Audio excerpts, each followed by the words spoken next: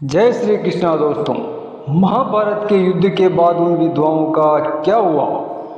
जैसा कि आप सभी जानते हैं कि महाभारत का युद्ध पौराणिक युग में लड़ा गया सबसे बड़ा युद्ध था, जिसमें कई लाखों योद्धा वीर गति को प्राप्त हुए थे। इस युद्ध की विभीषिका ने संपूर्ण भारतवर्ष को लगभग योद्धा विहीन कर दिया था। लेकिन दोस्तों, क्या आप जानते हैं कि युद्ध के बाद वीर गति को प्राप्त हुए उन सैनिकों की पत्नियों का क्या हुआ था? अगर आप नहीं जानते हैं तो हम इस वीडियो में आपको बताएंगे कि क्या हुआ था उन विधवाओं का। तो इसके लिए वीडियो को अंत तक जरूर देखें। कथा के अनुसार महाभारत के युद्ध के पश्चात पांडुपुत्र युधिष्ठिर का हस्तिनापुर नरेश के रूप में राज्याभिषेक हुआ और उसके पश्चात पांचों पांडव राजकाज के साथ साथ अपने ज्येष्ठ पिता धृतराष्ट्र व बड़ी माँ गांधारी और माँ कुंती की दिन रात सेवा किया करते थे। पांडवों की सेवा से धृतराष्ट्र और माता गांधारी धीरे धीरे अपने पुत्रों के शौक से बाहर आ गए। इसी तरह 15 वर्ष बीत गए। तब एक दिन धृतराष्ट्र ने युधिष्ठिर से कहा कि युधिष्ठिर, अब हम अपना बचा हुआ समय व जीवन वन में बिताना चाहते हैं, इसीलिए हमें वन में जाने की आज्ञा दो। इस तरह अपने ज्येष्ठ पिता धृतराष्ट्र की बातों को सुनकर युधिष्ठिर दुखी हो गए और वो उनसे वन न जाने की कहने लगे। लेकिन फिर विदुर के द्वारा समझाने पर उन्होंने धृतराष्ट्र सहित गांधारी, माता कुंती और विदुर को वन जाने की आज्ञा दे दी। और उसके अगले दिन धृतराष्ट्र, गांधारी, कुंती, विदुर और संजय सन्यासी का रूप धारण कर वन को प्रस्थान कर गए। उसके पश्चात पांचों पांडव अब हर समय अपनी प्रजा की सेवा में लगे रहते थे। पांडवों की सेवा से हस्तिनापुर की प्रजा तो खुशहाल थी ही, लेकिन उस युद्ध में विधवा हुई स्त्रियां अक्सर शोक में रोया करती थी, पर इसका आभास अपने राजा को नहीं होने देती थी। इसके कुछ समय पश्चात एक दिन पांडवों में सबसे छोटे भाई सहदेव को माता कुंती से मिलने की इच्छा हुई। सहदेव ने अपनी इच्छा को अपने चारों भाइयों को बताया। सहदेव की बातें सुनकर शेष पांडव भीम, अर्जुन, नकुल और उनकी पत्नियों के मन में भी माता कुंती से मिलने की इच्छा हुई। यह देखकर हस्तिनापुर नरेश युधिष्ठिर ने वन जाने के लिए आवश्यक तैयारी करने का आदेश दे दिया। अगले दिन पांचों पांडव द्रौपदी के साथ वन की ओर चल पड़े।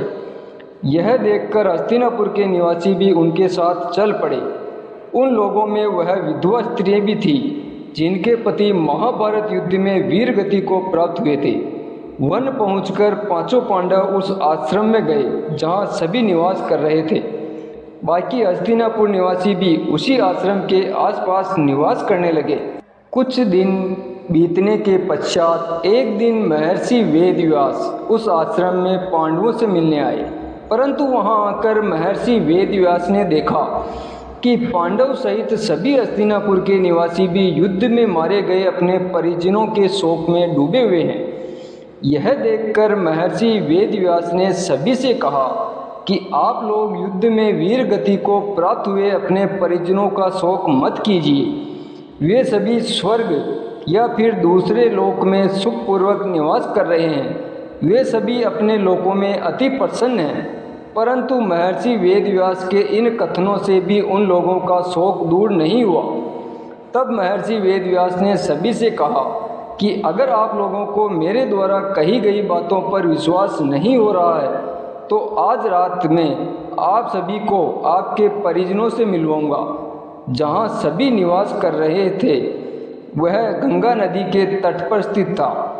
शाम को सूर्यास्त होने से पहले महर्षि वेदव्यास सभी को लेकर गंगा तट पर पहुँचे और सूर्यास्त के बाद उन्होंने अपने तपोबल से महाभारत में युद्ध में मारे गए सभी योद्धाओं का आह्वान किया। महर्षि वेदव्यास की आवाज़ से सभी योद्धा एक एक कर करके गंगा जल से बाहर निकलने लगे। अपने मृत परिजनों को इस प्रकार वापस देखकर पांडव सहित सभी हस्तिनापुर के निवासी खुश हो गए। फिर सभी ने अपने परिजनों से बात की, जब जाकर उन्हें विश्वास हुआ कि उन्हें अपने मृत्युलोक के सभी पापों से मुक्ति पाकर अपने लोकों में प्रसन्नता पूर्वक निवास कर रहे हैं। फिर सभी के मन को अपने परिजनों के लिए शोक व्याप्त था वह समाप्त हो गया।